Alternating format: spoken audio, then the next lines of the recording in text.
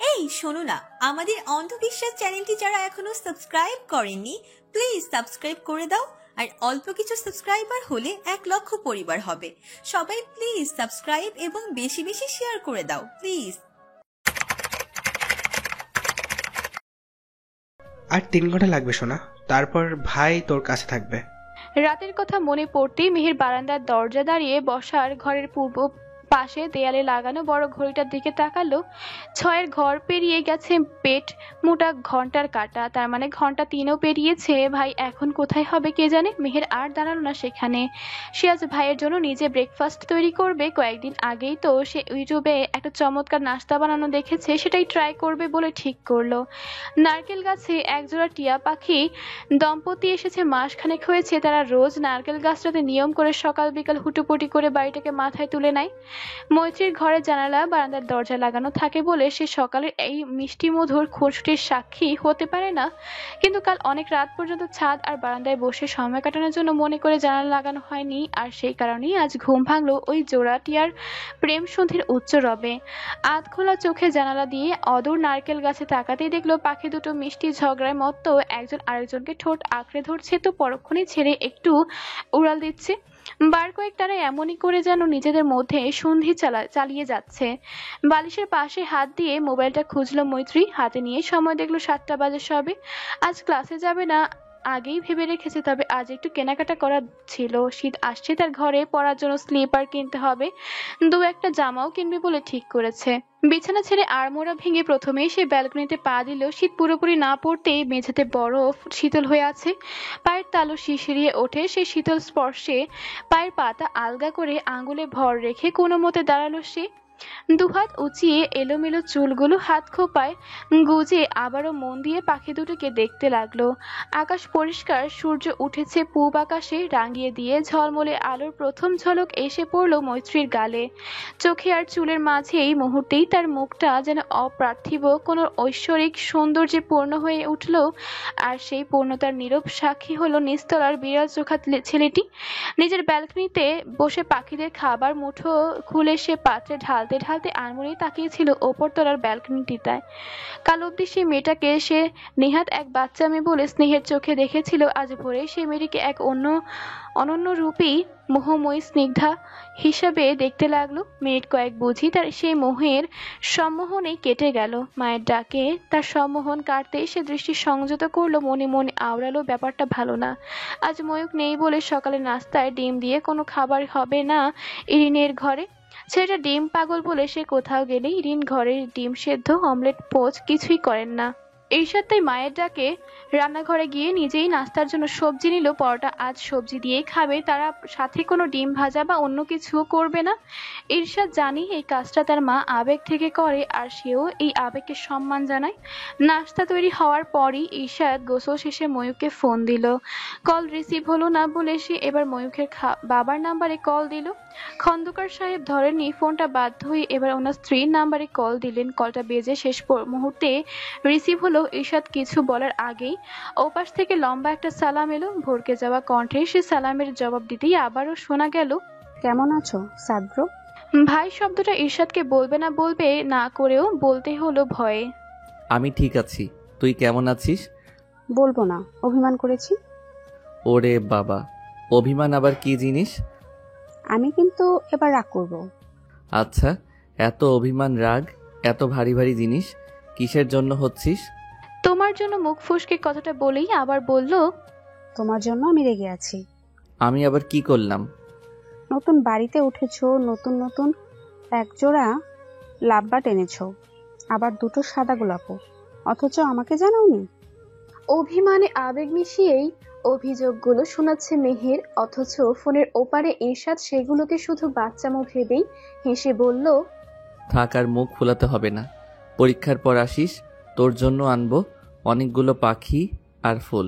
আচ্ছা শোন, ময়ূক কি এখনো পৌঁছায়নি? তার ফোনটা তো রিসিভ হচ্ছে না। শেষের কথাগুলো চিন্তিত শোনালো ঈর্ষাদের। ফুরফুরে মেজাজ এবার মেহেরেরও চিন্তাগ্রস্ত হলো।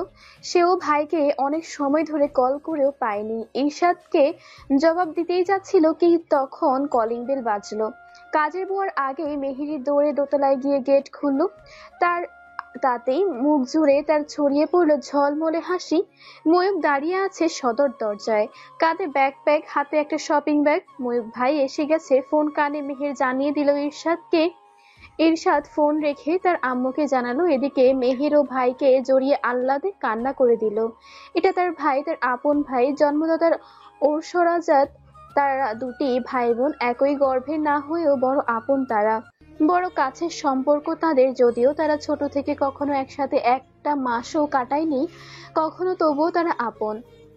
মেহেরের কান্না শুনে ময়ূকের হাসি মাখা মুখটা মেঘাচ্ছন্ন হয়ে উঠল। মা বোনগুলো বুঝি এমনই হয়। সে চলে আসায় বেলায় কান্নায় বুক ভাসালো তার আম্মা। সে আসার খুশিতে কান্নায় ভাসছে তার ছোট্ট বোনটি। কে বলবে এই জগৎ সংসারে ময়ূকের জন্মদাত্রী নেই?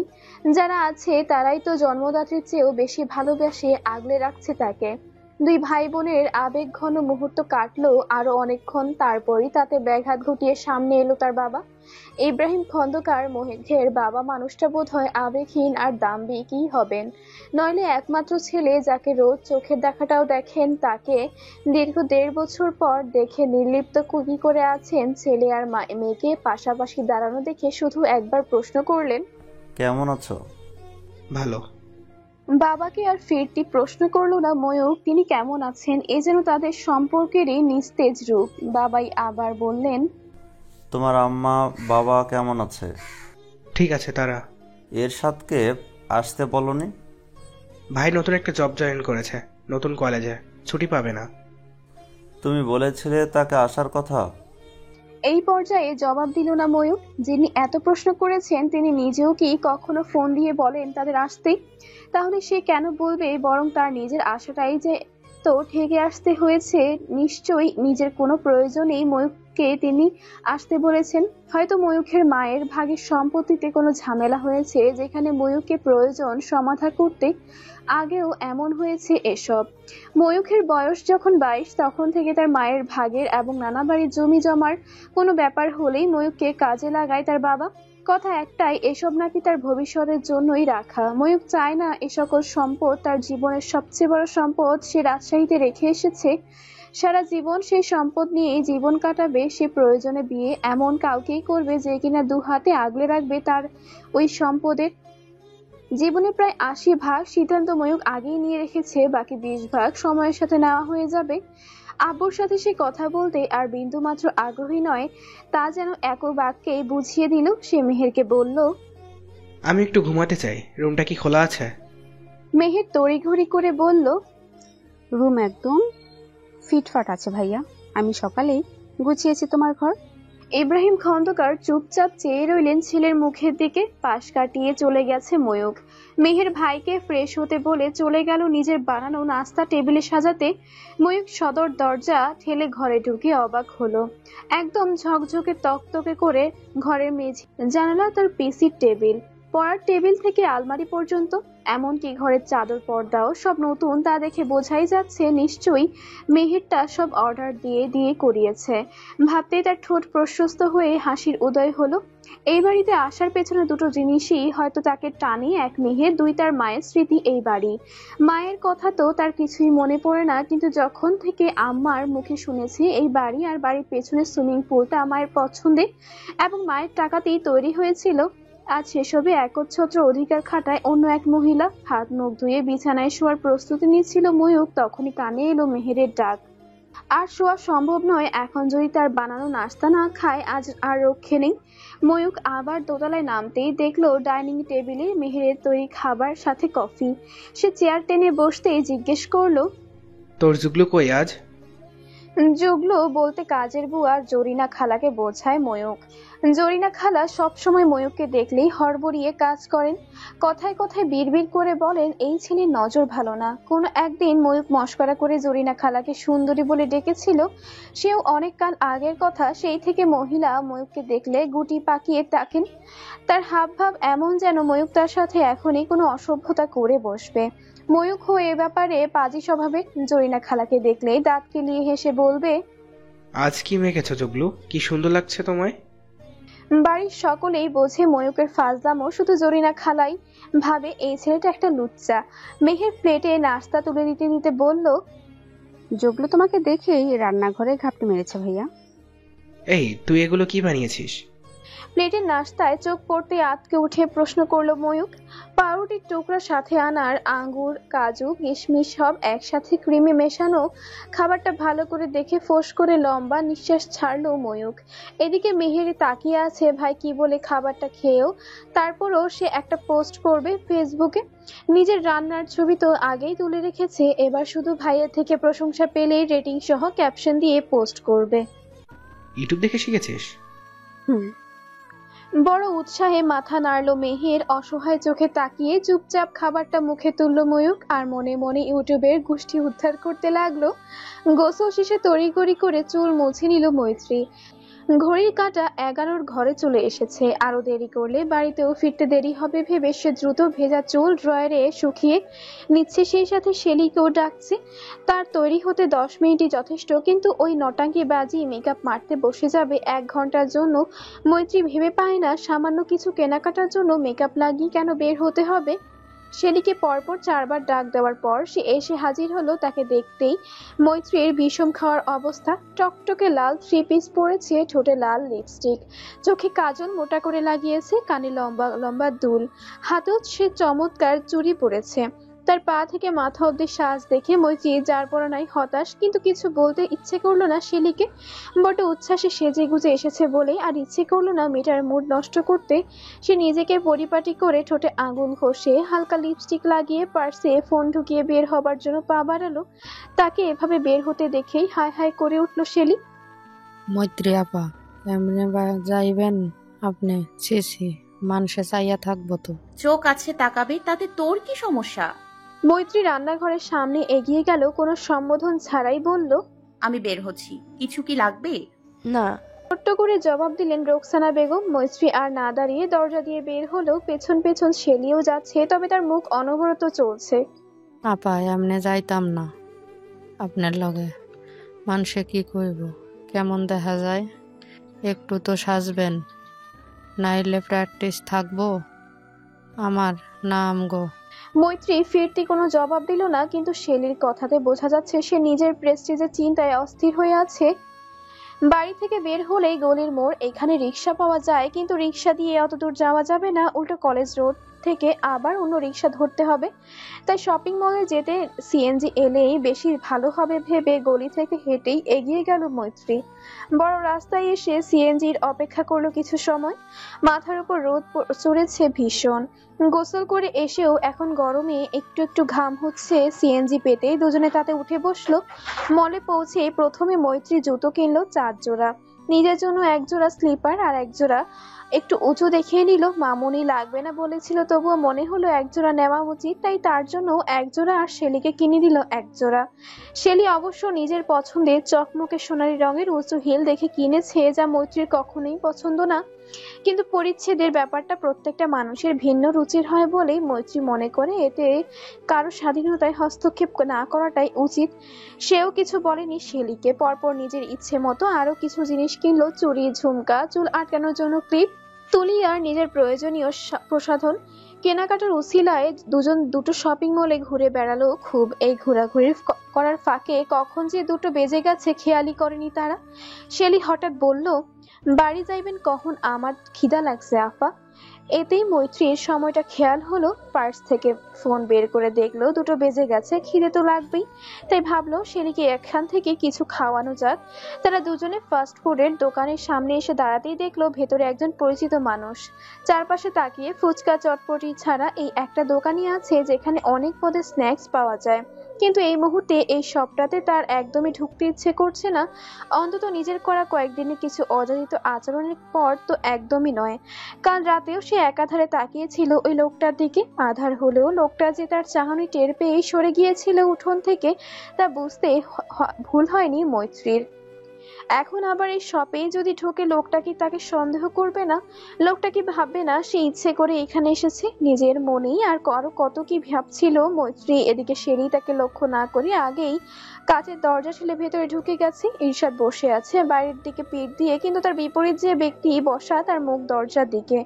লোকটাই খেয়াল করলো বাইরে দাঁড়ানো একটা মেয়ে নিষ্পলক চেয়ে আছে তাদের দিকে। কৌতূহলী হয়েই লোকটা ঈর্ষাদকে ধীর স্বরে বলল, পেছনে তাকাও। ঈশাদ কথাটা প্রথমে বুঝতে না পারলেও স্যারের দৃষ্টি অনুসরণ করে পেছনে তাকালো। চোখাচোখি হলো মৈত্রী ঈশাদের। তৎক্ষণাৎ চোখ সরিয়ে নিল মৈত্রী, আর লোকটা তা দেখে আবারও বলল, তোমার গার্লফ্রেন্ড নাকি? জি জি না স্যার। পছন্দের ব্যাপার স্যাপার নাকি? না স্যার, তেমন কিছুই নয়। পরিচিত? এবার একটু চুপ থেকে জবাব দিল ঈশাদ। জি স্যার, পরিচিত। ওদের বাড়িতেই ভাড়াটে আমরা। তাই না, মেয়েটার দৃষ্টি দেখে অন্যমনস্ক, অন্যরকম মনে হচ্ছিল। ঈশাদ এবার পুনরায় ঘাড় বাঁকিয়ে তাকালো। মৈত্রী দরজা ঠেলে ভেতরে ঢুকছে। শিলি খাবারের আইটেম দেখছে কাচের শোকেসটা জুড়ে। সে এখনো ঈশাদকে দেখেনি, দেখলে নিশ্চয়ই বকবক শুরু করে দিত। এমনিতেই সে দিনরাত ঈশাদের নামের জপ করে মৈত্রীর কানের কাছে। কথায় কথায় বলে, আপা গো, আমার কেরাসে আজকা কালা কুচকুচা শার্ট পিনছে। আজকা কেরাসে ছাদে কাপড় দিতে আইছে। আজকা কেরাসে লুঙ্গি পিন্দা গলির দোকানে গেছে। এমনই আরো হাজারটা কথা ঈশাদকে নিয়ে বলতে বলতেই মৈত্রীর মস্তিষ্ক ভরে দিয়েছে ঈর্ষাদ নামে। এখন তাই বড্ড অস্বস্তি হয় মৈত্রীর লোকটাকে দেখলে। শেলি হট ডগ দেখিয়ে মৈত্রীকে বলল সে এটা খাবেই। মৈত্রী তড়িঘড়ি করে এখান থেকে বেরোতে চায় বলে পার্সেল দিতে বলল। শেলির জন্য হট ডগ, আর মিশু আর শিবলুর জন্য বার্গার। ঈর্ষাদের মিটিংটুকু শেষ হতেই সে এগিয়ে এসে বলল, কেনাকাটা করতে এসেছিলে তোমরা? কানে পরিচিত কণ্ঠ বাজতেই শিলি পেছনে না ফিরে মৈত্রীর হাত খামচে ধরলো। ফিস ফিস করে বলে উঠল, আপা গো, আমার কেরাসে এনে আইছে। আবারও অস্থির লাগছে। ভেতরে ভেতরে উত্তেজনা কাবু করছে মৈত্রীকে। সে তার পুরনো পন্থা আবারও বিড়বিড় করতে লাগলো, 1 2 3 4। ঈর্ষাদ এবার সরাসরি তাকালো মেয়েটার দিকে। আজ প্রথম নয়, আরো কয়েকবার সে লক্ষ্য করেছে মেয়েটার সাথে দেখা হওয়ার কয়েক সেকেন্ডের মাঝে সে এমন ঠোঁট নাড়ে। কি বলে মেয়েটা অমন করে? তাকেই কি কিছু বলে নাকি অন্য কোনো ব্যাপার? হতে পারে মেয়েটার কোনো সমস্যা আছে। ঈর্ষাদ পরিস্থিতি স্বাভাবিক হতেই শেলিকে বলল, কি কিনছো শেলি? ঈর্ষাদ প্রশ্ন করেছে তাকে। তার ক্রাশ জানতে চাইছে কি কিনেছে। ব্যাস, তাকে আর পায়কে। লজ্জায় ওনার আঁচল টেনে মুখের সামনে ধরে বলল, বার্গার আর হটডগ কিনুম। ও আচ্ছা, ওটা হটডগ হবে? যে ভাইয়া, আমি জানি ওইটার নাম। আপায় আমারে শুদ্ধটাই শিখাইছে, কিন্তু ডগ অর্থ কুত্তা বইলা আমি ওরে ওইখানে হটডগ কই। একটু হেসে ঈর্ষাদ বলল, আচ্ছা বুঝলাম, এখানকার বার্গারগুলো বেশি ভালো। আচ্ছা চলি, আমি আবার এক জায়গায় যাব। এতটা অস্থিরতা কি স্বাভাবিক? একটু থেমে শেষের বাক্যটা মৈত্রীর একদম কাজ ঘেঁষে যাওয়ার সময় বড় ধীরে আর ফিসফিসিয়ে বলে গেল ঈর্ষাদ, যেন মৈত্রী ছাড়া আর কেউ না শুনতে পারে। মৈত্রী শুনেছে এবং বুঝতেও পেরেছে কথাটা যে তার উদ্দেশ্যে। সে ভড়কে গেছে এই কথা শুনে। সত্যিই তো, এতটা অস্থিরতা কি আদৌ স্বাভাবিক? সে কেন এমন অস্থির হয়ে ওঠে? ঈর্ষাদ চলে যেতেই স্বস্তির শ্বাস নিতে পেরেছে মৈত্রী। শেলিকে বলল, এখানে বসে খাবি তুই? এই প্রশ্নে শেলি দারুণ খুশি হয়েছে। সে তো এমনটাই চাইছিল। এখানে খেলে মৈত্রী আপা তাকে শুধু হটডগ না, সাথে কোকও কিনে দেবে। কিন্তু বাড়িতে নিয়ে গেলে তো তখন সে যেচে কোক চাইবে না। এমনিতেই আজকে জুতার সাথে চুড়ি আর একটা লিপস্টিকও কিনেছে। মৈত্রী আপার সাথে মার্কেটে এলে তো শিলির কপাল খুলে যায় সব সময়। সকালে রৌদ্রোজ্জ্বল ওয়েদার দেখে ভেবেছিল সুন্দর দিন। মেহের আজ প্ল্যান করেছে বিকেলে ভাইকে নিয়ে পছন্দের এক রুফটপ রেস্টুরেন্টে যাবে উত্তরায়। সাথে যাবে তার 2 বান্ধবী, যার মধ্যে একজন আবার ময়ূককে খুব পছন্দ করে। কিন্তু দুপুর গড়াতেই আবহাওয়া আমূল বদলে গেছে। ঈশান কোণে কালো মেঘ জমেছে, সূর্যের আলোটাও ম্লান এখনো। এদিকে ময়ূকও সেই যে সকালে ঘুমিয়েছে, এখনো ঘুমিয়েই আছে সে। রাতভর নাকি গাড়িতে ঘুম আসেনি, তাই ক্লান্তিতে শরীর ভেঙে আসছে। মেহের আজ স্কুলে যায়নি, এজন্য আব্বুকে দিয়ে স্কুলের কথা ভুলিয়েছে। কিন্তু যে উদ্দেশ্যে ছুটি নেওয়া, তাই বোধহয় সফল হবে না। মন খারাপ করে সে নিজের বিছানায় হাত পা মেলে শুয়েছিল। জরিনা খালা তার ঘরে ঢুকে বলল, লুচ্চা সেরাডা কয়দিন থাকবো গো মেহের? জরিনা খালা, আমার ভাইয়াকে লুচ্চা বলবা না একদম। ক্রোধান্বিত কণ্ঠে বলে উঠল মেহের। এই জুগলু সবসময় এভাবেই কথা বলে, আর ভাইও যেন কেন মহিলার সাথে ফাজলামো করে বুঝে পায় না। ভাই না তার, আর ভাইকে কেউ লুচ্চা ছেঁড়া বলে ডাকলে কি সহ্য করতে পারে? জরিনা খালা মেহের ধমকে কিছুটা চমকে গেলেও থামলো না। সে আবারও বলল, আমি ভুল কি কইলাম? ময়ূরটা তো সকল সময় কেমন কইরা কথা কয়, শুনলে লুচ্চে লুচ্চে লাগে। উফ জগলু, বোঝো না কেন? ভাইয়া মজা করে তোমার সাথে। আর ভাইয়ার নাম ময়ূর না ময়ূক। কতদিন বলতে হবে তোমার? এই পর্যায়ে মেহের বিরক্ত হয়ে বোঝাতে চাইলো জরিনা খালাকে। জরিনা ও এবার ভয় পেল মেহের খেপে গেলে তাকে দৌড়াতে হবে। আচ্ছা আচ্ছা, আর কমো না কিছু। হাতে ঝাড়ু, মুখে পান, সুতির শাড়িটা কোমরের ডান দিকে অনেকটা উঁচু করে গুজে রাখা জরিনার। সে মেহেরের ঘর থেকে বেরিয়ে নিচতলা নামার জন্য পা বাড়াতেই দেখলো ময়ূক দাঁড়িয়ে আছে তার ঘরের দরজায়। উদম গাছ, 3/4 প্যান্ট আর উস্কো খুস্কো চুলের ময়ূক ঘুম কাটেনি অবস্থায় আধ খোলা চোখে তাকালো জরিনার দিকে। বরাবরের মতোই জরিনাকে দেখে মাথায় তার দুষ্টু বুদ্ধি এলো। আর মোড়া ভাঙতে ভাঙতে ফ্যাস ফ্যাসে গলায় ডাকলো, জগলু শোন না, আজকেও তোমার চমৎকার লাগছে। হ্যাঁ বলছি শাড়ি এমন উঁচু নিচু কেন গো? তোমার একদম বলিউড হিরোইনদের লেগ ওপেন গাউনের মতো। ময়ূকের মুখে মিটমিটিয়ে হাসির ছটা দেখতে জরিনা ভীতু হলো। তার মনে হলো আবারও এই লুচ্চা তার দিকে কুদৃষ্টি দিয়েছে। তাই আতঙ্কিত চোখে তাকে দেখে বিড়বিড় করতে লাগলো, লা হাওলা ওয়ালা কুওয়াতা ইল্লা বিল্লাহ। আর পায় কি জরিনাকে। জরিনার দৌড় দেখে দরজায় দাঁড়ানো ময়ূক হো হো করে হেসে উঠলো। তখনই কানে এলো অপ্রিয় কণ্ঠস্বর, কেন শুধু শুধু ওকে নিয়ে মজা করো? এ নিয়ে সে বাজে কথা বলে বেড়ায়। ময়ূক কথাটা শুনে সিঁড়ি গোড়ায় দাঁড়ানো মানুষটিকে এক পলক দেখলো, কিন্তু জবাব দেওয়ার প্রয়োজনীয়তা মনে করলো না সে। দরজা থেকে সরে ঘরে ফিরতে যাচ্ছিল, তখনই মানুষটি উদ্গ্রীব কণ্ঠে বলল, অনেক বেলা হয়েছে, খাবার খেয়ে নাও, নয়তো অসুস্থ হয়ে পড়বে। ময়ূক সে কথায় তোয়াক্কা না করে ঘরে ঢুকে দরজা বন্ধ করে দিল। আপাতত তার কাজ আম্মাকে ফোন করা। পৌঁছানোর পর ঈশাদকে জানানো হয়েছিল আর কথা হয়নি বাসায়, কিন্তু আগে গোসল জরুরি ভেবে ময়ূক বাথরুমে ঢুকে সোজা গোসল সারলো, জামা কাপড় বদলে আম্মাকে ফোন দিয়ে কথা বলল কিছুক্ষণ। ঈশাদ আর বাবার কথা জানতে চাইলে ইরিন বলল দুজনেই বাইরে আছে, সে নিজেও এখন ঘরে নেই, দোতলায় এসেছেন মৈত্রীর কাছে। মৈত্রী নামটা শুনতেই ময়ূখের চোখ দুটো কেমন জল জল করে উঠলো। মনে পড়ে গেল দিনমণির অস্তাচলে ভুলকের রংটা যেমন রক্তিম হয় তেমনি রক্তরঙ্গা লাগে ব্যালকনিতে দাঁড়িয়ে থাকা ওই স্বল্পভাষী মিত্রকে। মিত্র নিজ মনেই হেসে উঠল ময়ূক। এ কি ভাবছে সে? ওই মেয়েটা হবে মিত্র? অসম্ভব। যে মুখ খুলে দুটো কথা জবাব কাউকে দেয় না, দিলেও যার কথায় সুরে কোমলতার রেশ মাত্র নেই, সে কি করে হবে কারো মিত্র? মেয়েটার নামের অর্থ বন্ধুত্ব হলেও নামের অর্থে ছিটে ফোটা আভাস নেই তার স্বভাবে। ভেবে ভেবে মুচকি হাসলো। এই প্রথম ময়ূক শব্দহীন হাসিতে ঠোঁট প্রশস্ত করলো। ফোনের ওপাশে ইরিন ডেকে চলেছে, বাবুর কথা বলিস না কেন? তুই খাবার খাসনি কেন? মৈত্রী হাত পা তুলে বসেছিল সোফায়। তার পাশেই শেলি একটা বাটিতে করে কাজু আর পেস্তা বাদাম এনেছে গোটা কয়েক। দুজনেই একসাথে বসে সেগুলোই মুখে পুড়ছিল, কিন্তু ইরিনের মুখে বাবু ডাক শুনতে মৈত্রী বিষম লেগে গেল।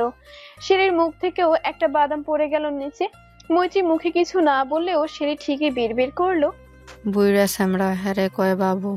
আল্লাহ গো, হ্যাঁ শ্যামরা যদি বাবু হয় তাহলে আমরা তো এখনো মার পেটেই আছি। মৈত্রীর বিষম দেখে ইরিন কান থেকে ফোন সরালো। ব্যস্ত কণ্ঠে শেলিকে বলল, ওকে একটু পানি দাও শেলি। রোকসানা বেগম ততক্ষণে চা নিয়ে চলে এসেছেন সোফার রুমে। তিনি চায়ের ট্রে টেবিলে রেখে নিজেই পানি এনে মৈত্রীর মুখের কাছে ধরলো। কাশি থেমেছে, একটু স্থির হয়ে নিঃশ্বাস নিয়ে মৈত্রী পানির গ্লাসটা ধরলো। কৃতজ্ঞতার চোখে একবার রোকসানার দিকে তাকিয়ে বেগমের দিকে তাকালো। মৈত্রীকে কিছুটা ধাতস্থ দেখতে ইরিন আবার ফোন কানে তুলে বললেন, বাবু তুই খাওয়া দাওয়া করে নে, আমি আবার রাতে কল দেব। দুপুরের পর প্রায় প্রতিদিনই ইরিন 1 ঘন্টা বাদ ঘুম দেন, কিন্তু আজ আর সে সুযোগ হয়নি বলে রোকসানার প্রয়োজনে সে না ঘুমিয়ে দোতলায় এসেছেন। রোকসানা কখনো হাতে তৈরি কাঁচা সেমাই রান্না করেননি। চালের গুঁড়ো দিয়ে নকশি পিঠা বানিয়েছেন, কিন্তু কখনোই সেমাই তৈরি করেননি। ইরিনের ঘরেই মিশু খেয়েছিল সেই সেমাই, সেই থেকে তার আবদার। আজ চালের গুঁড়ো, নারকেল গুড় সবই ঘরে থাকায় তিনি ইরিনের কাছে শিখতে চেয়েছেন। ইরিনও সৎসাহে চলে এসেছেন সেমাই তৈরি করা শেখাতে। আগ্রহ নিয়ে মৈত্রী আর শেলিও বসে আছে তা দেখার জন্য, কিন্তু এখনো তো শুরু করতেই পারছে না তারা। প্রথমে ময়ূক ফোন দিল, তারপর চালের গুঁড়ো নিয়ে বসতেই কল এলো ঈশাদের। ইরিনের হাত ফ্রি নেই, এদিকে শিলি নারকেল কুড়ানোতে ব্যস্ত। রোকসানাও রান্নাঘরে বিধায় মৈত্রীকে তুলতে হলো কলটা। সে ফোন তুলে ইরিনের কানে ধরতেই ইরশাদ বলল, আম্মু কোথায় তুমি? জলদি আসো, মাছ এনেছি। মাছ? এমন রিয়াক্ট করছো কেন? আব্বু কিনে পাঠিয়েছেন এগুলো। উফ, তোর আব্বু এমন কেন করে আমার সাথে? আমি ব্যস্ত দোতলায় মৈত্রীদের ঘরে। আমি চাবি পাঠাচ্ছি, তুই মাছগুলো রান্নাঘরে রেখে দিস, আমি পরে কেটে নিব।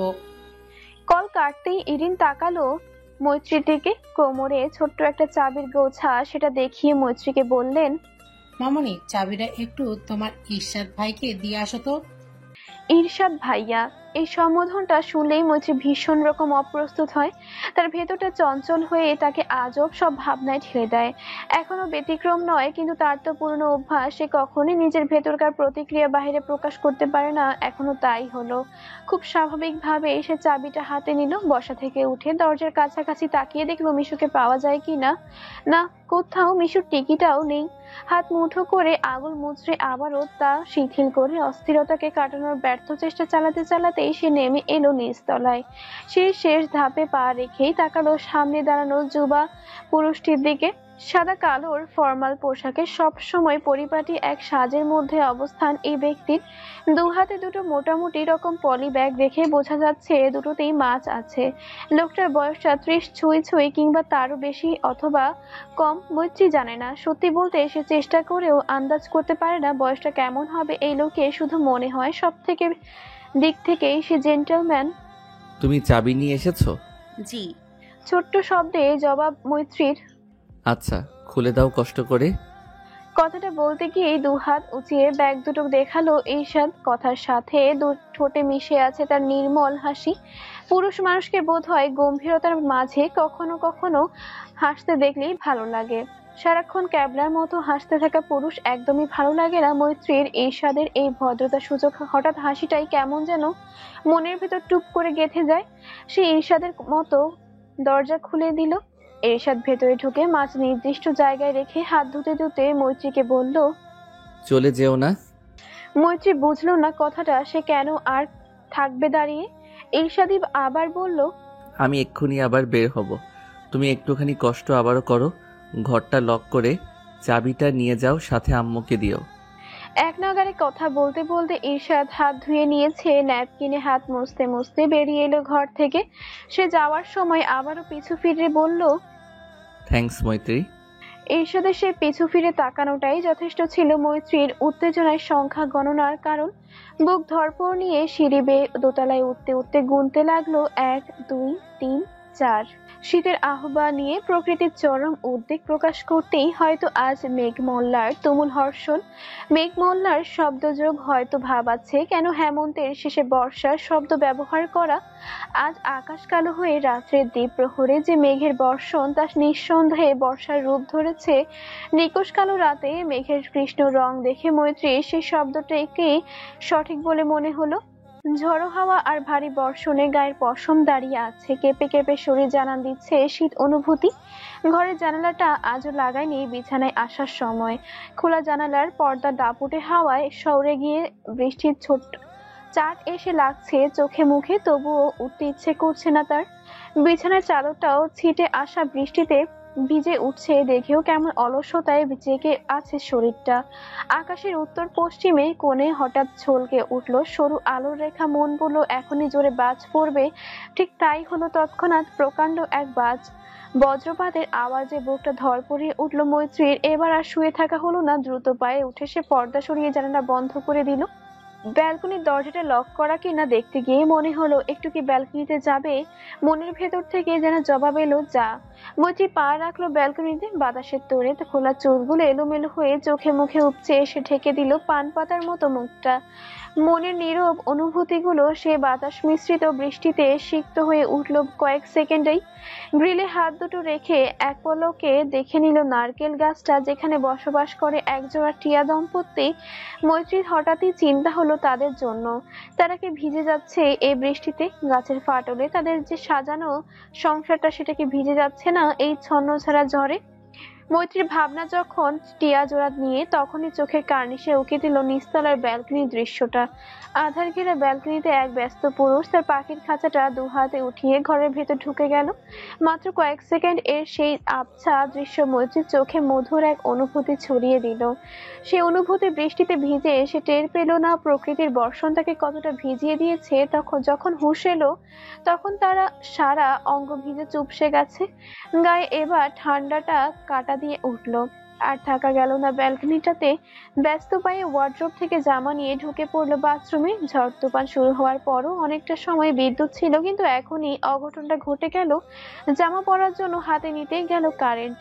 মুহূর্তে চোখের সামনে আধারে ঢেকে গেল ভুবনটা। কোনো মতে জামা পায়জামা পরে চুল মুছলো। মনে মনে ভয় হতে লাগলো এই বৃষ্টিতে আধ ভেজা শরীরে জ্বর না আসে আবার। জ্বরের ভয়টা নিয়ে সে বিছানায় শুয়ে কাঁথা জড়িয়ে নিল। চোখ দুটো বুঝতে ভেসে উঠলো কয়েকটা দৃশ্য।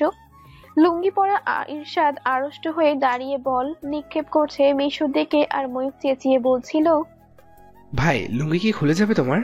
এইভাবে কেন কোমরে হাত দিচ্ছ বারবার? বলটা কি ঠিক মারো নাই? মনে পড়ছে আরো এমনই অনেকগুলো হাস্যকর দৃশ্য। এসব কল্পনা করতে করতে চোখে নিদ্রার পাহাড় চেপে বসলো। কখন কে জানে ঘুমটা যখন ভাঙলো তখন প্রকৃতি বড় শান্ত। নীলাম্বরের হলদে সূর্যটার চমৎকার হাসি ছড়িয়ে আছে চরাচরে। মৈত্রী ঘুম আলগা হয়েছে মিশুর ঘরের ভেতর ফুটবল খেলার আওয়াজে। সে বোধহয় বারবার বলটাকে লাথি মেরে তার টেবিল কিংবা দেয়ালে লাগাচ্ছে, তাই তো অমন ধূপধাপ শব্দ হচ্ছে। আর শব্দটা যতবার হচ্ছে ততবারই বুকটা ধরপড়িয়ে উঠছে, আর চোখ বুজে থাকা সম্ভব নয় এমন শব্দে। এতে করে কখন যে তার হৃৎপিণ্ডটাই বন্ধ হয়ে যাবে টের পাবে না। গা ঝাড়া দিয়ে বিছানা ছাড়লো মৈত্রী। প্রথমে ব্রাশ হাতে ব্যালকনিতে গেল টিয়া দম্পতিকে দেখতে। গাছের দিকে চোখ যেতেই আটকে উঠলো সে। গাছের ফাঁকা জায়গাটা একটা টিয়া, অন্যটা কোথায়? বুকটা ধক করে উঠলো। তবে কি একটা পাখির কিছু হয়ে গেল? না চাইতেও মনটা বিষণ্ণ হয়ে যাচ্ছে মৈত্রীর। কোনো মতে ব্রাশ করতে করতে চারপাশ উদাস দৃষ্টি মেলে দেখতে দেখতে নিচের ব্যালকনিতে চোখ গেল। ভালো নেক, কালো টি শার্ট, কালো ট্রাউজার, অপরিপাটি চুল, হাতে একটা বাটি, তাতে টুকরা করা কোনো ফল, খুব সম্ভবত পেয়ারা। এরশাদ বাটি থেকে সেগুলো একটা একটা করে দিচ্ছে নীলে, আর গ্রিলে বসে থাকা একটা টিয়া পাখি তার হাত থেকে ঠোকর মেরে খেয়ে নিচ্ছে। কি আশ্চর্য কারবার! মৈত্রীর ব্রাশ করা বন্ধ হয়ে গেল। সে হাঁ হয়ে সে দৃশ্য দেখতে লাগলো। এও কি সম্ভব? মানে কোনো পোষা পাখি না হয়ে এইভাবে কারো হাত থেকে খাবার খেতে আসে? মৈত্রীর বিস্ময়ে তাকে অনেকটা সময় স্তব্ধ করে রাখলো। আজকের সকালটা তার এত সুন্দর মনে হলো, আর এই সেই ব্যালকনির মানুষটাকেও। আজ অব্দি সাদা ব্লু আকাশি আর বিস্কিট কালারের পোশাকে বোধহয় দেখেছিল ইরশাদকে সে। কালো শার্টেও দেখেছিল, কিন্তু কখনো কালো প্যান্ট পরা ছিল না। কিন্তু আজ আগাগোড়া সবটাই যখন কালোতে মোড়ানো দেখলো তখন কেমন ভিন্ন লাগলো খুব। এতটা ভিন্ন যা চোখে দুটোকে চুম্বকের মতো প্রগাঢ় আকর্ষণে জড়িয়ে নিল। মৈত্রীর যখন হুঁশ এলো সে সম্মোহিত হচ্ছে আবারও এই লোকের মোহে, তখনই ব্যালকনি ছাড়লো। সকালে নাস্তা শেষে ভার্সিটিতে যাওয়ার উদ্দেশ্যে তৈরি হতে কানে এলো বাবা বাড়িতে এসেছে। মৈত্রীর মনে হলো জরুরি কোনো ব্যাপার নয় তো, আব্বু কখনো অফিস টাইমে বাড়ি আসে না। মনে মনে কিছু একটা ভাবতে সে নিজের ঘর থেকে বের হলো। বসার ঘরের কাছাকাছি আসতেই কানে এলো মামুনির গলা, এটা কেমন ধরনের দেখা সাক্ষাৎ বলেন তো? মেয়ে কি আমাদের যুগের যে হুট করে বললেন পাত্রপক্ষ আসবে, তৈরি হও, আর সেও চুপচাপ সেজে গুজে মেয়ে বসে যাবে মেহমানদের সামনে? বয়স হলো আপনার, কিন্তু বুদ্ধি আর বাড়ল না। মেয়ের নিজেরও তো পছন্দ অপছন্দ থাকতে পারে, তা জেনে নেন। তাকে পাত্রের ফটো বায়ো দেখান, সে হ্যাঁ বললে তবেই তাদের বাড়িতে ডাকেন, তা না? কিছুটা রাগত স্বরে বলল রোকসানা। মৈত্রীর বোঝা হয়ে গেল তার আব্বুর বাড়ি আসার হেতু। যতটা প্রফুল্ল চিত্তে আজ সকালটা তার শুরু হলো, ঠিক ততটা যেন দিন থাকবে না তা বুঝতে বাকি নেই। কিন্তু এই মুহূর্তে আর বাড়ি থাকতেও একটু ইচ্ছে করছে না তার। প্রয়োজন হলে তারা কল করেই জানাবে তাকে, কথাটা ভেবে নিঃশব্দে বেরিয়ে গেল সে দরজা খুলে। বসার ঘরের মানুষ দুটো তার সেই বের হয়ে যাওয়া দেখলো কিনা কে জানে। রাতভর ঝড়ের তাণ্ডব শহর জীবনে খুব একটা আঘাত না আনতে পারলেও বৃষ্টির পানি প্রকৃতিকে ধুয়ে মুছে উজ্জ্বল করে গেছে।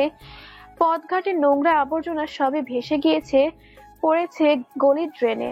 রোদের ঝলমলে হাসিতে গোটা শহর হেসে উঠছে, আর তাতে পথচারীও যেন হাসি মুখ নিয়ে চলতে ফিরতে পছন্দ বোধ করছে।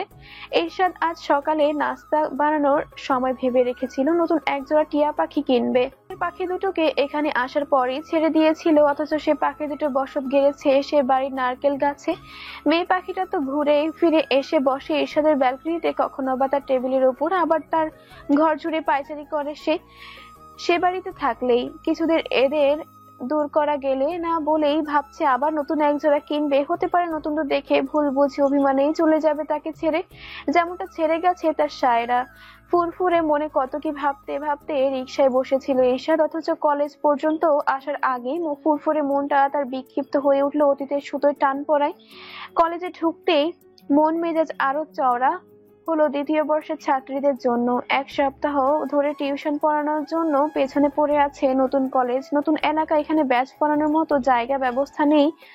তার উপর সে বিভিন্ন জায়গায় জবের জন্য অ্যাপ্লাই করে রেখেছে সুবিধা মতো, একটা জব হয়ে গেলেই সে কলেজ ছাড়বে। কিন্তু মেয়েগুলো নাছোড়বান্দা, বিশেষ করে তিন্নি নামের মেয়েটা গেটের কাছে জেকে ধরলো মেয়েগুলো। আজও এরশাদের জবাব তার পক্ষে সম্ভব না, অন্য কোনো টিচারের কাছে যাও। দূর থেকে সম্পূর্ণ ঘটনা দেখলো প্রিন্সিপাল স্যার। এরশাদ অফিস রুমের কাছে যেতে ডাকলেন, এরশাদ স্যার শুনুন। আসসালামু আলাইকুম স্যার। প্রিন্সিপাল সালামের জবাব দিয়ে জানতে চাইলেন এত অনীহা কেন টিউশনে? এটা তো প্রাইভেট কলেজ, নির্দিষ্ট অল্প বেতনের বাইরে টিউশন ছাড়া কি করে চলবে? এরশাদও স্যারের প্রশ্নের জবাবটা নর্ম সুরে দিল, স্যার আমি এখানে জয়েন করার সময় আপনাকে বলেছিলাম একটা জব করতে চাই, তবে সেটা টিচিংয়ের বাইরে। কিন্তু চাকরির বাজার কেমন তা আমিও জানি আর আপনিও। আব্বু কিছুটা জোর করে আপনার কথা রাখতে আমাকে বাধ্য করেছে এখানে আসতে, তাই বলে আমি সব চেষ্টা বন্ধ করিনি। কয়েক জায়গায় অ্যাপ্লাই করা আছে, তার মধ্যে ঢাকা আর সিলেটের দুটো মেডিসিন কোম্পানিতে 80% সম্ভাবনা আছে চাকরিটা হয়ে যাওয়ার। হয়ে গেলে আমি এখানে রেজিগনেশন দেব, সেটা আপনিও জানেন। তাই এখন একদল স্টুডেন্ট নিয়ে তাদের অর্ধেক সিলেবাস রেখে চলে যাওয়াটা অন্যায় হবে। প্রিন্সিপাল গভীর দৃষ্টিতে তাকিয়ে আছেন ছেলেটার দিকে। পরিচিত ছেলেটা হুট করে অপরিচিত হয়ে উঠেছে তাদের কাছে, শুধুমাত্র তার বোনের পরিবারের জন্য। কত স্বাদ ছিল ছেলেটাকে নিজেদের একজন হিসেবে দেখার, এখন সেই ছেলেটাকেই অচেনা হিসেবে দেখতে হয়। দীর্ঘশ্বাস ফেলে প্রিন্সিপাল স্যার চলে গেলেন সামনে থেকে। তুই আজও স্কুলে যাসনি? স্কুলে যাবো কেন? আজ তো তুমি আমাদের নিয়ে ঘুরতে যাবে, বসুন্ধরায় মুভি দেখবো, সেই প্ল্যানই তো আগে থেকে করে রেখেছি। আজ আর ছাড় নয় ভাইয়া। ভুনা খিচুড়ির প্লেটে মাংস দিয়ে সবে এক রোপা মুখে পুরতে উদ্যত হয়েছিল ময়ূক।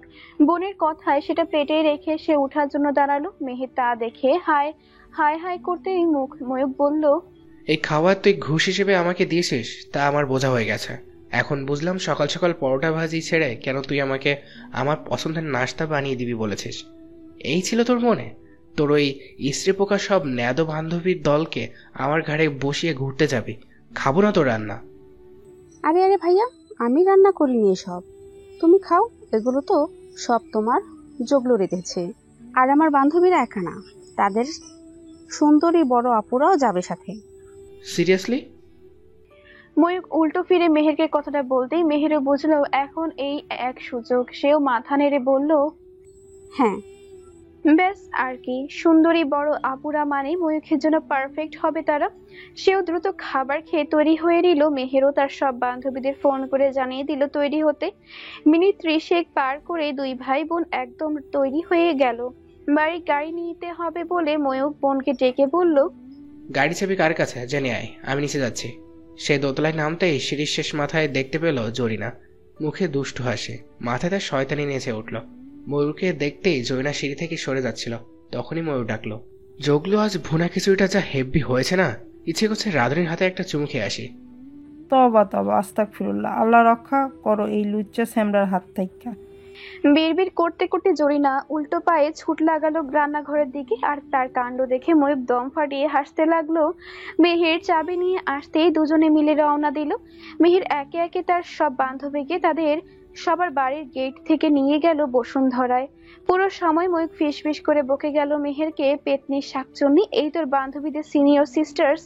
আমি আরো ভাবলাম যাই দু একটা দেখি পছন্দ হয় কিনা, এবার অন্তত একটা প্রেম তো হয়েই যাবে, তা না আমি তোদের পেছনে 1 টাকাও খরচ করবো না, মনে রাখিস। সবগুলো নিজের টাকায় আমাকে খাওয়াবি, নইলে সবগুলোকে বেচে দিয়ে বাড়ি ফিরবো আমি। এরিনের হাতের ফল ভর্তি ঝুড়ি, সব রকম প্রায় বিদেশি ফল ভর্তি ঝুড়ির প্রতিটা ফল কাটা হবে মেহমানদের জন্য। এরিনি কাটবে সেগুলো। রোকসানা বসে শাড়ি দেখছেন এক এক করে, কোনটা আজকের প্রথম দেখা দেখিতে মৈত্রীকে পরানো যায় বুঝে উঠতে পারছে না সে। শেলি বসে সেমাইয়ের জন্য দুধ, বাদাম, কিশমিশ সব গুছিয়ে রাখছে রান্নাঘরে। শিপলুর মা তার ছোট বাচ্চাকে কোলে রেখেই মৈত্রীকে কল দিচ্ছে বাড়ি আসার জন্য। হুট করে আজ পাত্রপক্ষ আসবে শুনে রোকসানা প্রথমে ভড়কে গেলেন, কিভাবে কি করবে ভেবে নিজের বুদ্ধিতে কুলাতে না পারা এরিনকে ডেকে জিজ্ঞেস করতে এসে বলল, বিকেলে দেখা দেখি, মানে নাস্তার আয়োজন করা উচিত। রাত কিংবা দুপুরে হলে ভারী খাবারের আয়োজন লাগতো, কিন্তু এটা তো আর তেমন না। প্রথম সাক্ষাৎ, তাও বিকালে। শিপলুর মা এসেছিল ছেলেকে খুঁজতে, তখনই জানতে পেরে সেও বলে দিয়েছে কি কি করা যায়। মৈত্রী এখনো ভাসরিতে শুনে সে নিজেও ফোন করে মৈত্রীকে জানালো মেহমানের কথা। রোকসানা মনে মনে বড় অস্থির শ্বাস ফেলে। তার বরাবরই ভয় মৈত্রীকে নিয়ে কিছু করতে বা ভাবতে। একটু কিছু ভুল হলেই তো সবাই আঙুল তুলে বসবে, সৎ মা তো তাই ক্ষতি করেছে, অন্যায় করেছে। শিপলুর মায়ের ফোন পেয়ে মৈত্রী বাড়ির পথে রওনা দিল। মনে মনে সে প্রস্তুত ছিল এমন একটা ফোন কলের। সকালে আব্বুর কথা তো সে শুনেছে, তাই আর নতুন করে ভাবার কিছু নেই। বাসে উঠে বসতেই মৈত্রীর মনে হলো ব্যাগে 2টো বই আছে, আজ লাইব্রেরিতে জমা দিতে হবে। তখনই মনে পড়লো লাইব্রেরির পাশেই কলেজটা, আর সেখানেই আছে বিড়াল চোখা সেই মানুষটা। সতেজ স্নিগ্ধ দুপুরটা আচমকায় বিষণ্ণ হয়ে গেল সেই মানুষটার কথা মনে পড়ে। এমন কেন হয় তার সাথে? ওই লোকটার কথা মনে পড়লেই মন চঞ্চল হয়, অস্থির হয়, কখনো মন কেমন করে, এক ভিন্ন রকম উদাসীনতা ভর করে। আর শেলি যখন আমার কেরাস বলে, এটা সেটা শোনায়, তখন শেলিকে তার ভীষণ অসহ্য লাগে। ইচ্ছা করে চটাস করে একটা থাপ্পড় লাগিয়ে দিই শেলির গালে। সন্ধ্যা তারাটা আকাশের বুকে আজ জ্বলজ্বল করছে খুব।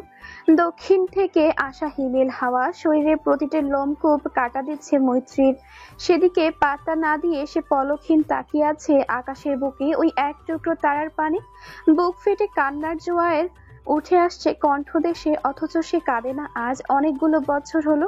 তার খালা বলে এটা তার একটা মানসিক সমস্যা। বিপদ আপদে একজন সুস্থ মানুষ অবশ্যই আবেগী হবে, তার চোখে জল আসবে প্রচন্ড যন্ত্রণায়, কিন্তু তার তেমনটা হয় না। সে কবে শেষ হেসেছিল মন খুলে, কবে কেঁদেছিল ঠোঁট ফুলিয়ে, সেটা তার মনে নেই।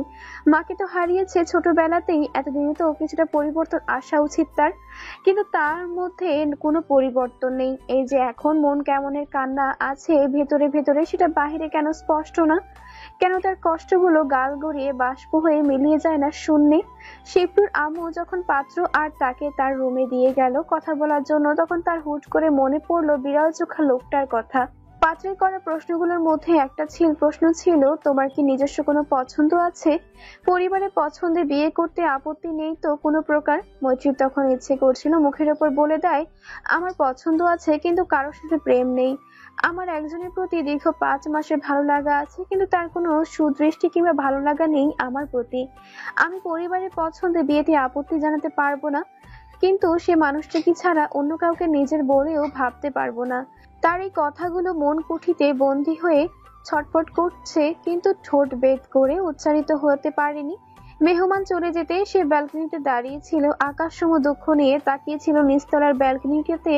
তার মন খারাপের পরিমাণ দ্বিগুণ করে দিয়েছে যখন দেখলো বিড়াল চোখা লোকটা ফোন আলাপে লেগেছিল 8 ঘন্টা সময় নিয়ে।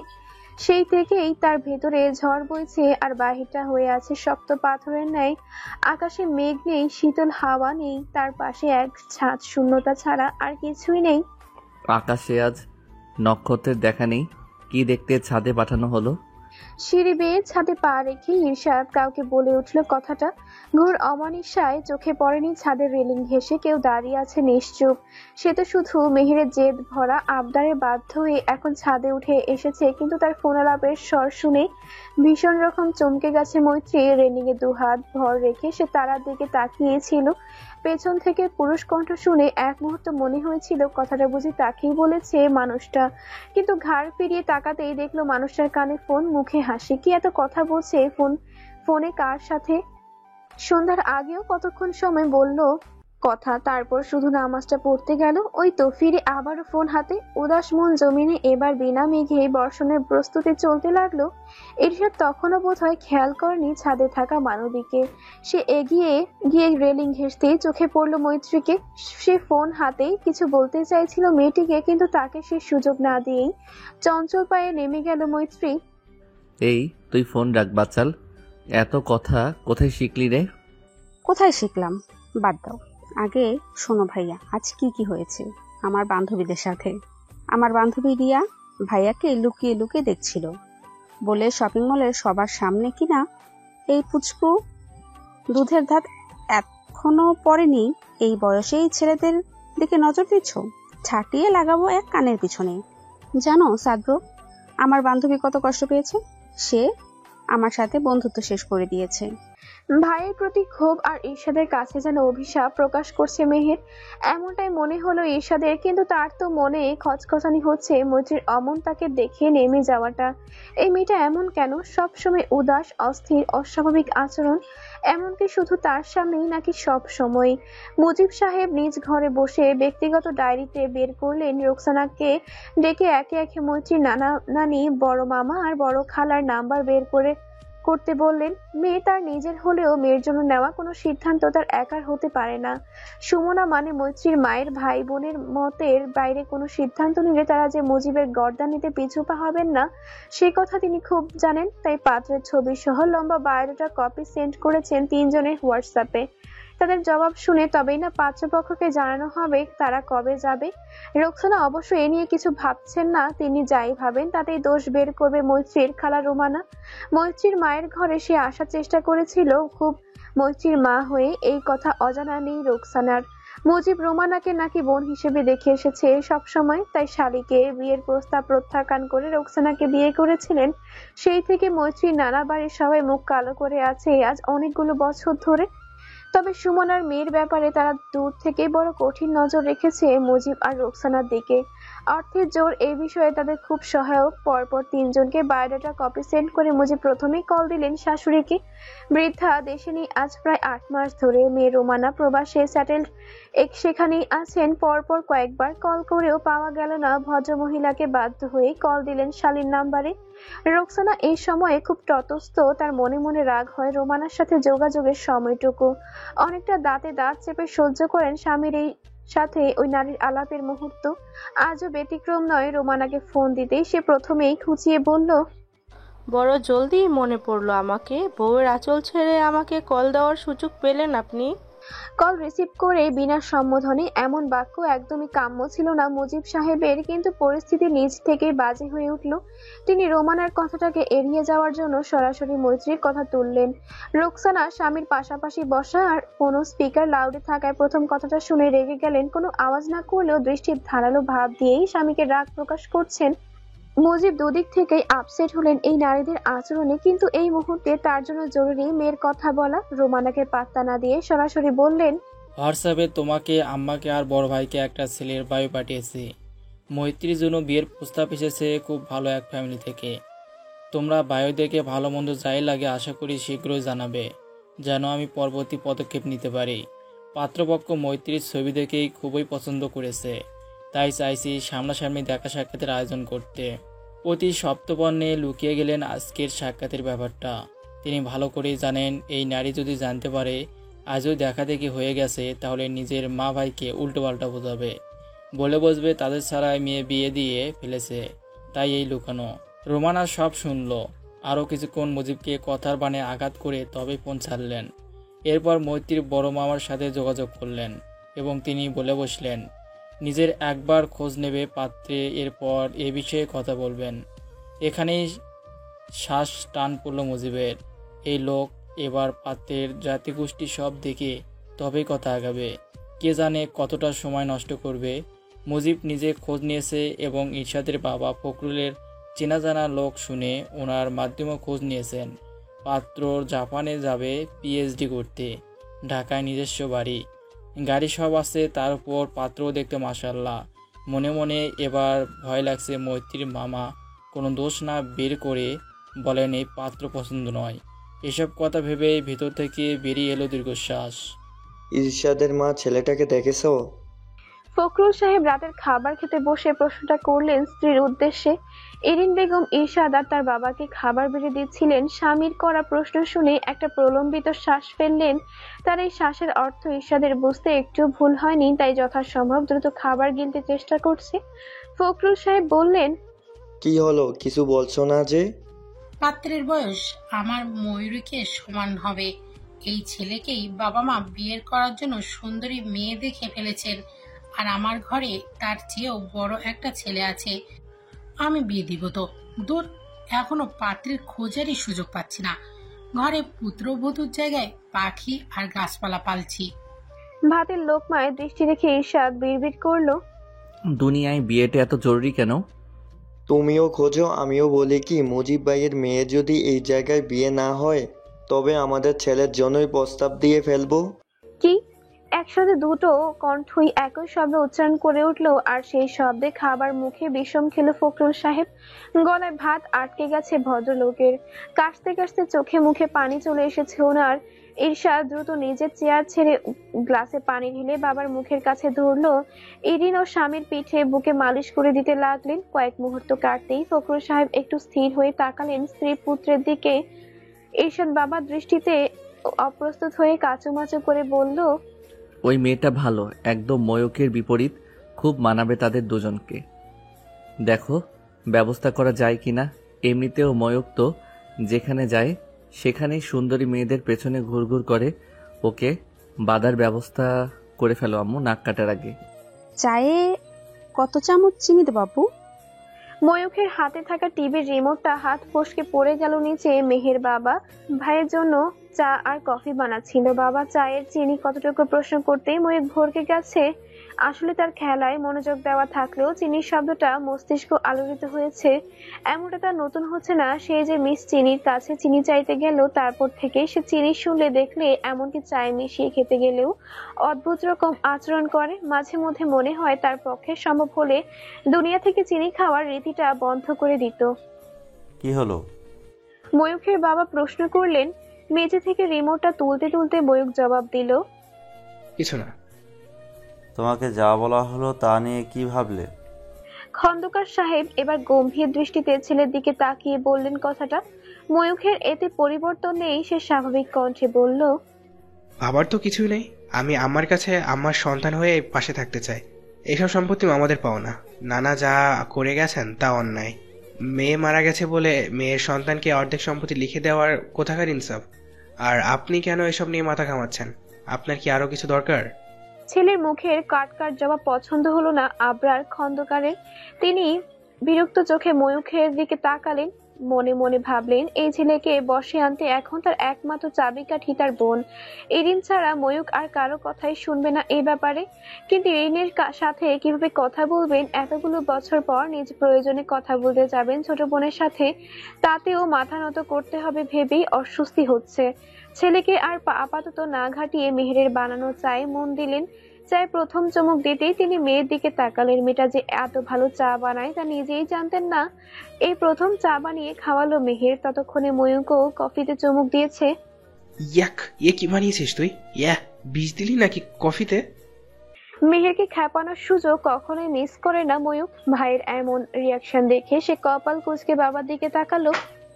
চা কি খুব খারাপ হয়েছে আপু? না তো মামনি, তোমার চা খুব ভালো হয়েছে। আমি তো জানতামই না আমার মামনিটা চা বানাতে পারে। আর আনন্দের ব্যাপার হলো তোমার চা একদম ইরিনের চায়ের মতো হয়েছে। আদা আর এলাচ দিয়েছ বোধহয় সাথে। কথাটা বলতে গিয়েই খন্দকার সাহেব কেমন নস্টালজিয়ায় উদাস হয়ে পড়লেন। বিমর্ষ মুখে তাকিয়ে রইলেন চায়ের কাপে। মেহের জানালো দুধ চায়ে মশলা দেওয়া সে ফুপির কাছেই শিখেছে। ময়ূক তাকিয়ে আছে বাবার মুখপানে। আজ প্রায় কতগুলো বছর হয়ে গেল আম্মা এ বাড়িতে পা রাখে না, আর আব্বুও যায় না একমাত্র বোনের বাড়ি।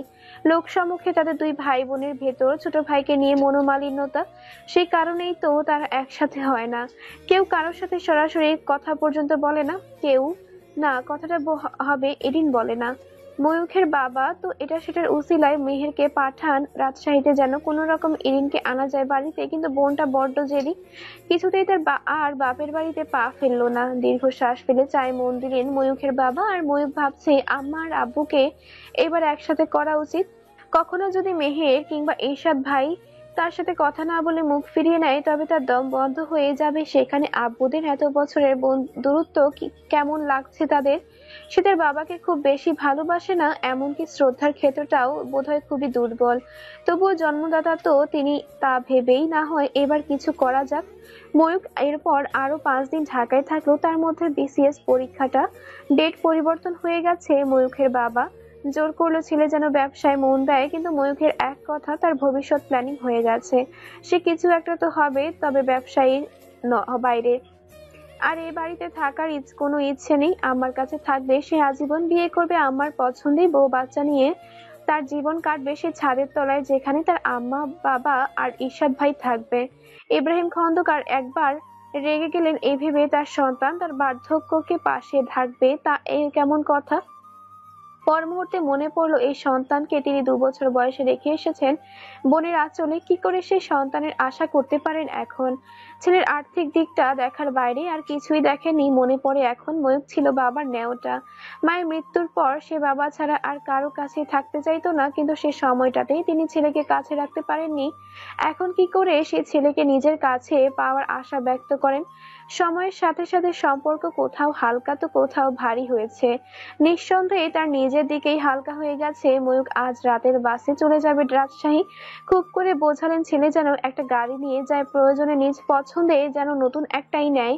আজ এক্ষুনি তিনি কিনে দেবেন, কিন্তু না। ময়ূক বড় হয়েছে ফখরুল সাহেবের উচ্চ মধ্যবিত্ত পরিবারে, সেখানে একটা গাড়ি ছিল পুরো পরিবারের জন্য। বাধ্য হয়ে সে ছোট থেকে বড় হয়েছে বাস, সিএনজি এবং সুযোগ মিললে পারিবারিক গাড়িতে চড়ে।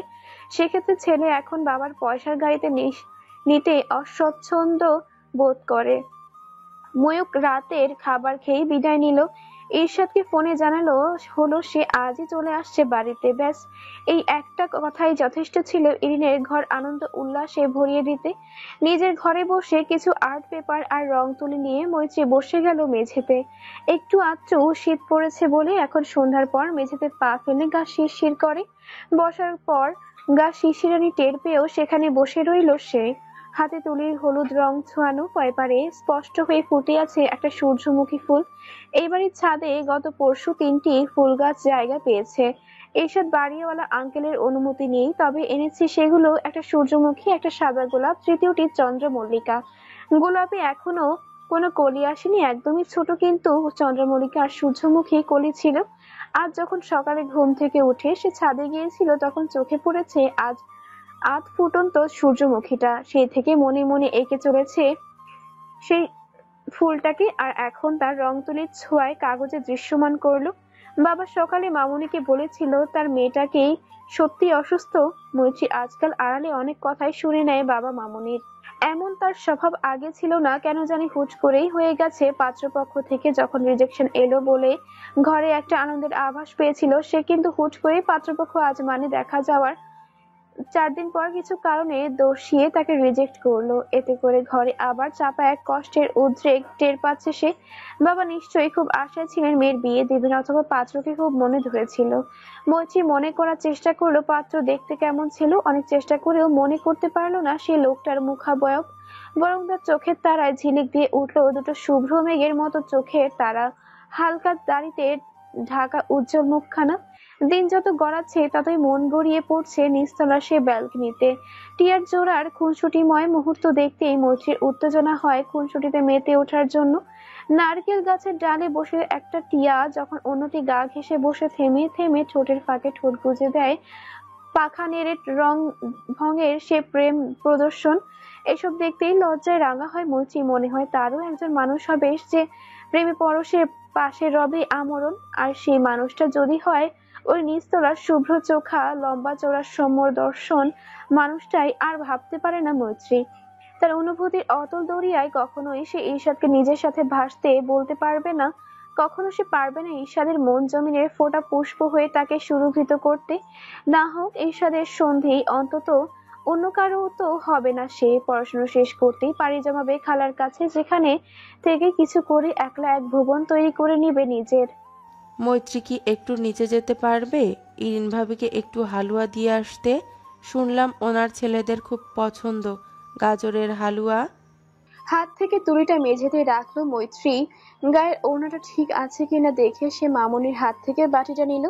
আজকাল ইরিন এবং রোসানার মাঝে যে বন্ধু সুলভ একটা সম্পর্ক তৈরি হয়েছে তা বুঝতে বাকি নেই কারো। বিশেষ করে রোকসানা খুব সখ্যতা প্রকাশে সর্বদা খাবার দাবার আদান প্রদান চালায় খুব। মৈত্রী নিঃশব্দে উত্তরহীন বাটি নিয়ে বেরিয়ে গেল রুম থেকে। তা দেখে বরাবরের মতোই দীর্ঘশ্বাস ফেললেন রোকসানা। মনে মনে বললেন, বলতে তো পারতো আমি নিয়ে যাচ্ছি দিন, কিন্তু না, মেয়েটা কোনো কথাতেই জবাব দেওয়া জরুরি মনে করে না। সন্ধ্যের পর মুহূর্তগুলোতে ঈশাদ বাড়িতেই থাকে সব সময়। আজও সে নামাজ শেষে ঘরে ফিরেছে সবে। ঘরে ঢুকে প্রধান দরজাটা লাগানোর কয়েক সেকেন্ড পর পরই তা বেজে উঠল। ইরিন রান্নাঘরে চায়ের পানি বসাচ্ছিলেন, তাই ঈশাদই এগিয়ে গেল দরজা খুলতেই। ইরিনও দৃষ্টি ফেলেছেন দরজায় কে এলো দেখার জন্য। ঈশাদ দরজা খুলতেই দেখা মৈত্রীকে দেখে ঈশাদ প্রথমে মাকে বলল, মৈত্রী এসেছে, ভেতরে এসো মা, রান্নাঘরে। পরের কথাটা মৈত্রীর উদ্দেশ্যে। মৈত্রী চোখ তুলে তাকায়নি, একবারও চুপচাপ হেঁটে চলে গেল রান্নাঘরের দিক সামনে। কি নিয়ে এলে? বড় আন্তরিক গলায় প্রশ্ন করলেন ইরিন। মৈত্রীর কানে সেই আন্তরিকতা কেমন যেন গদগদ ভাব বলে মনে হলো। সে জবাবে ছোট করে বলল, গাজরের হালুয়া। ঈশাদ দরজা খুলে দিয়ে চলে গেছে নিজের ঘরে। মৈত্রীর হাত পা হালকা শীতেও কেমন ঘামছে বলে মনে হলো। ঘাড় ফিরিয়ে একবার দেখতে ইচ্ছে করলো পেছনে কি আছে সেই লোকটা, কিন্তু তাকানো হলো না সেদিকে। এদিন চায়ে পাত্তি ঢেকে ট্রেতে কাপ সাজালেন 3টি। মৈত্রীকে বললেন সোফায় বসতে। অন্যান্য সময় সে এখানে এলে ছটফট করে বেরিয়ে যেতে, আজ আর তা করছে না। এদিন কাপে চা ঢেলে পিরিচে করে বিস্কিট নিলেন। রান্নাঘর থেকে বেরিয়ে ট্রে হাতে মৈত্রীকে বললেন, চলো ব্যালকনিতে বসে চা খাই সবাই। সবাই আটকে উঠলো যেন মৈত্রী। সে বলতে চাইলো, প্লিজ আন্টি। সবাই না, আপনার ছেলের পাশাপাশি তো একদমই নয়। কিন্তু আশ্চর্য, গলা দিয়ে আওয়াজটাই তো বের হচ্ছে না। ইরিন পায়ে পায়ে এগিয়ে গেল ঈশাদের ঘরের দিকে। ছেলের ঘরে ঢোকার আগে অবশ্যই তিনি আওয়াজ করে ঢুকতে বললেন না। মৈত্রীর মনে হলো আন্টি ছেলেকে সংকেত দিলেন, আমরা তোমার ঘরে আসছি, কিন্তু আন্টির সংকেত বুঝি কান পর্যন্ত যায়নি ঈর্ষাদের। তাই তো যখন তারা ভেতরে ঢুকলো, ঈর্ষাদ তখন হকচকিয়ে একবার তাদের দেখলো। মৈত্রী খেয়াল করেছিল চেয়ারে বসা ঈর্ষাদের সামনে ল্যাপটপটাকে। হয়তো তার দৃষ্টি রেখেই ঈর্ষাদ তড়িঘড়ি সেটা ডাউন করলো। চোখে মুখের রংটাও বুঝি একটুখানি বদল হলো ঈর্ষাদের। কি ছিল স্ক্রিনে? মৈত্রীর ঝাপসা দৃষ্টি বলছে সে স্ক্রিনে কোনো মেয়েকে দেখেছে বিয়ের সাজে। সেখানে দুটো পুরুষও ছিল, একটা বোধহয় ঈর্ষাদ নিজেই ছিল। মৈত্রী তেমন ভাবে দেখতেই পারেনি ল্যাপটপের স্ক্রিনটা, তবু মনটা বলছে অন্য কিছু। ঈর্ষাদকেও এবার খেয়াল করলো। ধারালো সৌম্য মুখখানা কেমন মুহূর্তেই বিবর্ণ আর পাণ্ডুর হয়ে গেল। এরিনের মধ্যেও কিছুটা অস্বস্তি চোখে পড়লো মৈত্রীর। মাত্র কয়েক মিনিট তাতেই যেন ঘরের মহলে চাপা গাম্ভীর্যে ভারী হলো। অথচ মৈত্রীর ধারণা নেই কোন কারণ। ঈশাদ ল্যাপটপ সরিয়ে রেখেছে, একটু হেসে মাকে বলল, আব্বু এলো না আজ এখনো? তুমি দাঁড়িয়ে আছো কেন? বসো বিছানায়। দেখি আম্মু, আমার চা দাও তো। হড়বড়িয়ে একসাথে 3টি বাক্য পূরণ করে ঈশাদ হাত বাড়ালো কাপের দিকে। ইরিনও একটা এগিয়ে দিল মৈত্রীর দিকে। মৈত্রী আর ইরিন বসেছে পাশাপাশি বিছানায়। ঈশাদ চেয়ার ঘুরিয়ে তাদের মুখোমুখি হলো। চায়ের কাপে চুমুক দিয়ে কথা শুরু করলো, তোমার পড়াশোনা কেমন চলছে? জি ভালো। হালুয়া কে বানিয়েছে? ঈশাদ প্রশ্ন করতেই এবার ইরিন বলল, রোকসানা ভাবি হয়তো বানিয়েছে, তাই না মৈত্রী? জি আন্টি। আম্মু, চায়ে আজ চিনি একটু বেশি মনে হচ্ছে। হ্যাঁ রে, বুঝতে পারিনি। ও তোকে কি বলেছিলাম, মোট একবার কি করেছে? ইরিনের স্বতঃস্ফূর্ত এই কথার বিপরীতে মৈত্রীর মনে পড়লো এই বাড়িতে ময়ূকদের প্রথম দিনের কথা। ইরিনও ঠিক সেই কথাই বলার জন্য মুখ খুলেছেন। ঈর্ষাদও জানে, কিন্তু মায়ের কথাই সে বুঝতে পারেনি কোন ঘটনার কথা তুলছেন তিনি। ঈর্ষাদ কৌতূহলী হয়ে মায়ের দিকে তাকালো। এই বাড়িতে প্রথম দিন এসেই ময়ূরকে বলেছিলাম চিনি কিনে নিয়ে আয়। সে চলে গেল দোতলায়। মৈত্রীকে চেনা না, তবুও গিয়ে বলে কিনা একটুখানি চিনি দিতে। এবার ঈর্ষাদের মনে পড়লো ঘটনাটা। সে বলল, এই তো আম্মু বাড়ির কথা। তুমি তো জানো না, গত সপ্তাহে আমার কলেজে গিয়েছিল সে। অফিস রুমে দুটো মেয়ে এলো আমার কাছে, বলল টিউশন পড়াতে। ময়ূখও তখন সেখানে উপস্থিত। মেয়ে দুটোকে পা থেকে মাথা অবধি একবার দেখে বলে কিনা তোমাদের স্যারের বউ রাগ করে টিউশন পড়ালে তোমরা চাইলে স্যারের ভাইয়ের কাছে পড়তে পারো। শুধু পড়া না, তখন সময় সুযোগ প্রেমও করবে। সে বলো রাজি কিনা। এরপরের ঘটনা আমি জানতাম না। সে সত্যি মেয়ে দুটোকে পড়াবে বলে কথা দিয়ে এসেছে। ঢাকায় যাওয়ার 2 দিন আগে আবার গেল। তখন মেয়ে দুটি তাকে ধরতেই বলে কিনা ইরশাদ স্যারের বউ বলেছে তার বরের সাথে দেবরও টিউশন পড়াতে পারবে না, নইলে বাড়িতে জায়গা জুটবে না। তার উপর আবার আমার বউয়ের ছবিও দেখিয়ে এসেছে জনাব। হ্যাঁ। ঈর্ষাদের মুখে ঘটনাগুলো শুনে বিস্ময়ে বাঘহারা হয়ে গেলেন ইরিন। মৈত্রী তো প্রথমে চুপচাপ শুনছিল ঘটনাটা, কিন্তু যেই শুনলো বইয়ের ছবি তখনই তার হাত পা আবার শিরশিরি উঠল। অস্থিরতায় গলা শুকিয়ে কাঠ হলো। সেই সাথে শুরু হলো 1 2 3 তার অস্পষ্ট গণনা। ইরিন কৌতূহলী হয়ে প্রশ্ন করলো, বইয়ের ছবি কই পেল? মেহেরের ছবি দেখিয়ে এসেছে। ও তাই বল, বাহ, দারুণ একটা কাজ করেছে তো। ওই উছিলায় মেয়েদের বদনজর থেকে বেঁচে যাবি বাবা। ইরিনের এই কথাটা কেমন যেন কানে লাগলো মৈত্রীর। সে চায়ের কাপটা ট্রেতে রেখে কম্পিত স্বরে বলে উঠল, নিয়মিত ভালোবাসার গল্প শুনতে এবং পড়তে আমাদের অন্ধবিশ্বাস চ্যানেলটি সাবস্ক্রাইব করে পাশে থাকা বেল আইকনটি ক্লিক করুন। ধন্যবাদ সবাইকে।